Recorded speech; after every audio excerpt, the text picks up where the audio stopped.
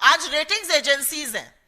जो कंपनियां stock market पे लिस्टेड रहती हैं, रेटिंग्स एजेंसीज उस पर अपना आउटलुक, अपनी रेटिंग देती हैं। तो उन्होंने अडानी ग्रुप की तमाम कंपनियों को, मूडीज और फिच, दो बड़ी रेटिंग्स एजेंसी हैं, उन्होंने अडानी की तमाम कंपनियों को डाउनग्रेड कर दिया, आउटलुक नेगेटिव कर दिया।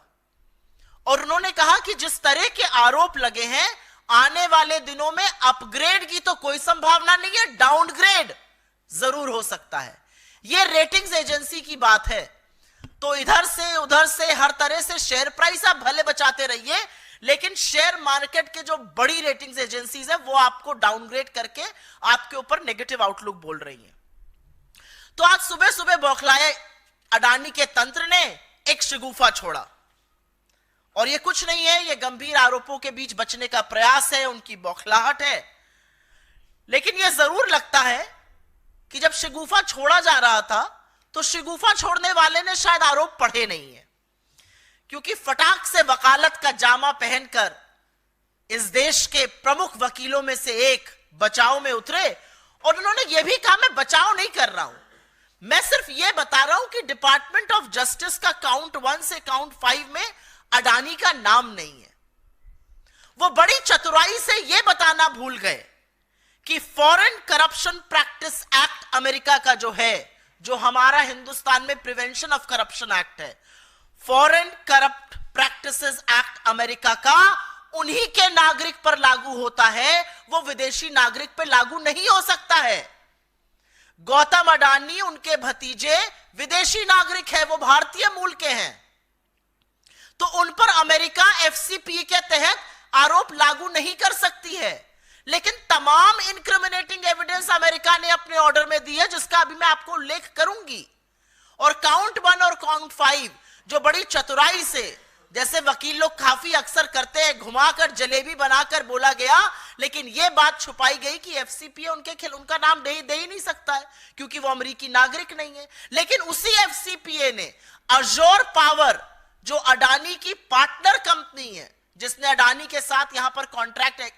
एसईसीआई से किया, जिसने पावर परचेजिंग अग्रीमेंट्स का खरीद फरोख्त किया, जिसके ऊपर आरोप है, उसके ऊपर भी आरोप है रिश्वत लेने का, और तमाम इनक्रिमिनेटिंग एविडेंस है कि क्या क्या किया गया।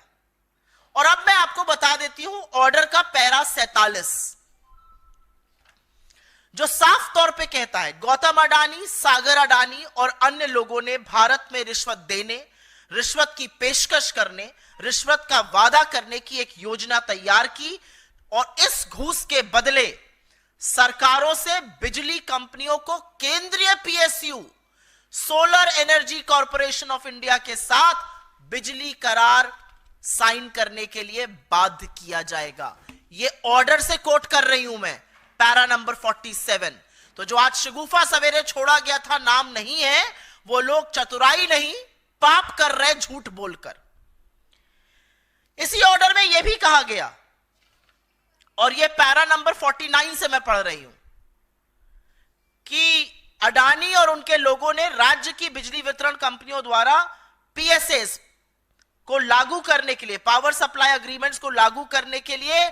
भारत सरकार के अधिकारियों को करीब करीब 2300 करोड़ की घूस दी, घूस देने की पेशकश की और घूस देने का वादा किया। यह पैरा 49 से मैं पढ़ रही हूं, उसी ऑर्डर का पैरा 49 है। अब आगे पैरा 70 पढ़ लेते हैं, क्योंकि बीजेपी का यह दलील है कि इसमें हमारी तो कोई राज्य था नहीं। अरे जम्मू कश्मीर में आपकी सियासत चल रही थी,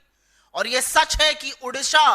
और आंध्र प्रदेश दोनों जगह संकट मोचक बने नवीन बाबू और जगन रेड्डी आप ही के मोहरे थे, हर बार आप ही के बचाव में खड़े रहते थे, आपके बार बार सपोर्ट करते थे।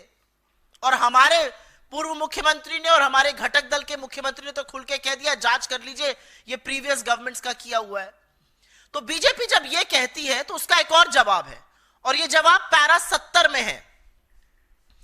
जिसमें कहा गया है कि सबसे उच्चतम स्तर पर भ्रष्टाचार का आरोप लगाया गया है, और कहा गया है कि सागर अडानी और विनीत जैन ने SECI, solar energy corporation of India कि 2.3 गीगावाट पावर परचेजिंग एग्रीमेंट को आवंटित करने की जो प्रक्रिया थी उसको पर भी गुपचुप तरीके से प्रभाव किया। Solar energy corporation of India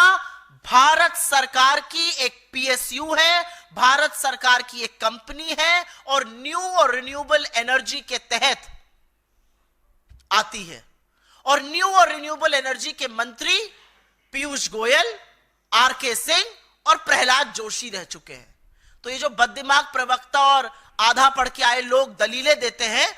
दलील देनी चाहिए पीयूष गोयल को, दलील देनी चाहिए प्रहलाद जोशी को और दलील देनी चाहिए आरके सिंह को, क्योंकि भारत के एक पीएसयू का नाम रिश्वतखोरी के मामले में, ये केंद्र सरकार के अंतर्गत एक पीएसयू का नाम रिश्वतखोरी के मामले में डिपार्टमेंट ऑफ जस्टिस की ग्रैंड जूरी के दस्तावेज में है।